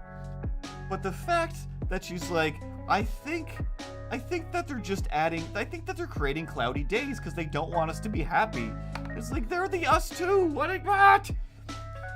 And then, in the comments, just like, well, and plus it's true, like, we've seen it, like, they do it all the time, here and there, like, yeah, they can seed clouds, they can do some minor weather manipulation, but they can't just consecutively go, these guys are having too much of a good time out there, get out there with the planes, and completely fill British Columbia with clouds and just make it rain. Just go make it rain. I'm Justin Trudeau. I command you. People are happy. Go make it rain. It's just like, no. I genuinely thought that the chemtrail thing, I thought everybody stopped believing it, even the conspiracy people, but every conspiracy is just on full throttle. Everybody's just cranking up to fifth gear, and we're going down the highway as fast as we can with all of the conspiracies, and we're just gonna just smash them into everybody's faces. And again, like, I just don't know. I'm not gonna be that person that jumps in and comments on any of these things anymore. I'm not doing it. I'm not starting a fight. I'm not ending a fight. So much of this is just like, you can't bargain with, you can't convince, you can't have a conversation with somebody who is both extremely paranoid and very stupid. Like, you can talk to stupid people and have a good time. It's okay to be stupid. I am not a genius. I am not super smart. I like to use big words sometimes just because I like how they sound. But mostly I'm using my same basic vocabulary that I always use.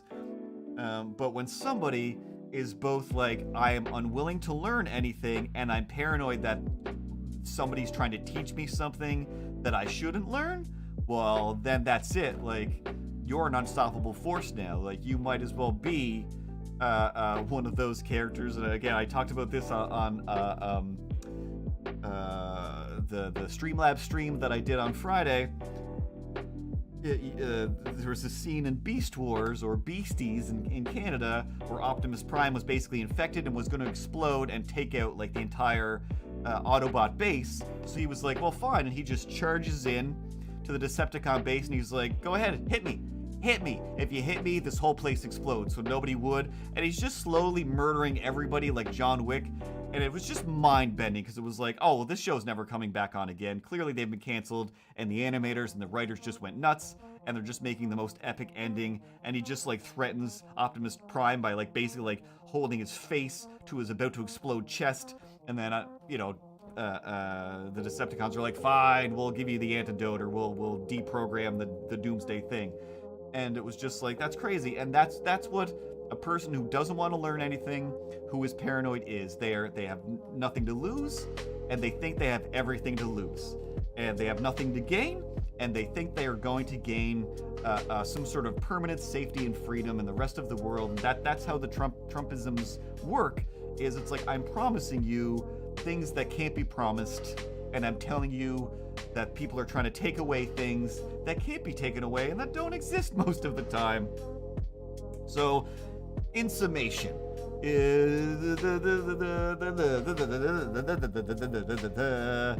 hey, stutter more while you try to think about what you're going to say. Why don't you do that? Is that cool? Just do that. The main, almost did it again. The main reason that I have a hard time just meeting new people, making new friends, talking to strangers in public, because it's just gotten to a point now where I am terrified almost as much of people's words as I am of their actions, because it's just very easy to go for a walk and stroll by some people that are just oozing unnecessary hate. Like, when I hate, I feel like I always have a good reason for it, because I am hating the bad guys, but they're looking at the good guys going, you guys, You're trying to take away my ability to shoot at you if I feel like it. Like, yeah, we would all like the ability for you not to be so paranoid that you don't think you need to shoot first. All right? Sometimes no one's going to shoot, and we don't even have a gun. I wrote a little tweet or a little thing there the other day. It popped into my head where I was playing like road hockey, driveway hockey with my friends across the road one day, and some other guy. I think he was still part of the group, but he was just one of the ones that doesn't normally play with us. But the ball came to me. I had the ball. I'm like just about to. I'm just starting to make my way towards the net, looking off to the side, thinking I think I might pass it to probably Jonathan. I'm not sure who was on my team, but I was about to pass it, I think. Almost definitely not shoot because I couldn't shoot worth anything. I was absolutely the worst person in the driveway hockey area. Half the people there were on hockey teams. But this one dude, who was definitely like twice my size anyway, he charges towards me. Before I do anything, I suddenly realize, oh my god, a train is coming towards me. But my brain just kind of clicks out of danger mode because I'm like, oh, but this guy is on my team. We're only playing a 3-on-3, so there's no way this guy has forgotten that I'm not on his team and he's about to hit me. And he hits me so hard that I go flying from the driveway to a good, I want to say 7 to 10 feet into the middle of the yard. Like, you know, thankfully it's a grass yard, but I'm rolling and just flopping around. And then I'm just laying there like, what just happened? And I stand back up like, what just happened? Why did you do that? And he's like, you can't get in the way. Like, get in the way? I'm on your team and I had the ball. And I was going to pass it to either Jonathan, who was up by the net, waiting to one-timer it in, or I would have passed it to you. But instead, you just hit me. Like, you just hit me so hard. I'm going to be gone in about 5 minutes, Kujin, so have a good night. And see you next Tuesday, hopefully. But yeah, that was my metaphor for the government, my metaphor for people in the world. Everybody is so paranoid that they're gonna lose the ball for their team, whatever they think that their team is, that they're willing to just hit somebody, even though that person is on their team. And several times I would get hit, and I didn't even have the ball. I just got to a point where I'm like, I'm not playing anymore. I'm just standing off to the side and letting you guys do hockey until it's time to just sit around and hang out, because I hate you all, and I'm not gonna talk to you when we're older. And I don't hate most of those people now that I'm older, but I don't talk to them. Some of their moms I still talk to, and dads I'm still friends with. But as grown-up children, I got nothing to talk to these people about. Because they're still all about the sports or, you know, hey, what kind of engine you got in your car? I don't care. I don't care. It gets me to my art supplies and I go draw something. Does anybody even realize that I draw stuff? No? That's why we're not real friends. I know what you guys are into. I even know your jobs. And you guys still don't know anything about me. So, and I'm the only one who hasn't changed stuff. Anyway, have a good night, Kujin, Miles, Space Goonie, et al, whoever else is in there, and to anyone that's watching on YouTube and Twitch later on. As always, like I always say, just be good to people. If you think somebody's trying to steal the ball away from you, try your best to talk it out with them and explain we might just be on the same team trying to get this ball into the same place. And because most of the time we are. We're all just trying to stay fed and homed. And you know, the government's not making it easy. You know, I'm not a convoy person, but I know that, you know, people need to get on the same side and make things better. Whatever. I don't have phenomenal cosmic powers. They only exist in my imaginary little world where I can control cats and whatnot. Hey guys, don't forget, always peaceful attitudes and cool vibes. It's like catching a wave. If you want to catch that rad wave, you gotta go with the flow. If you try to go against it, you're gonna wind up underneath, bro. And that's where you get eaten by those sharks. Peace and happiness on the surface. That's where we gotta stay. Oh my god, who keeps letting Ted talk? Ted, this is not one of your TED Talks. You stay away from this. This is about me. Don't be unacceptable. Be acceptable. Be acceptable. And everything is nice and everything can be fun. We don't have to be maniacs on the run. Alright, so anyway, that's some comic strip drawing. I'll post something with some dialogue tonight or tomorrow once I think of it. Or it will sit here in this file undialogued until I make a book, because I know that I still have probably 10 comics that I've drawn that I have not added dialogue to yet because I don't know what they're about. Sometimes I write stuff first and then I draw it. Sometimes draw stuff first and then I write it. I'm creatively ambidextrous in that way. Mentally ambidextrous? Either way, everybody have a good night. Talk to you guys next Tuesday and/or some night when I feel like playing some more video games. Miles, I did download Fall Guys. I cannot decide if that game is fun or if I hate it. It's kind of fun, but it's also kind of slow, but it's interesting. Some games I hate because they want to memorize things. Anyway, we'll play that one of these days, and we'll talk about it some more on a Tuesday. Guys, seriously, I'm going to stop talking. Ripley. Meow, meow, meow, meow, meow, meow. Thanks, sweetest angel.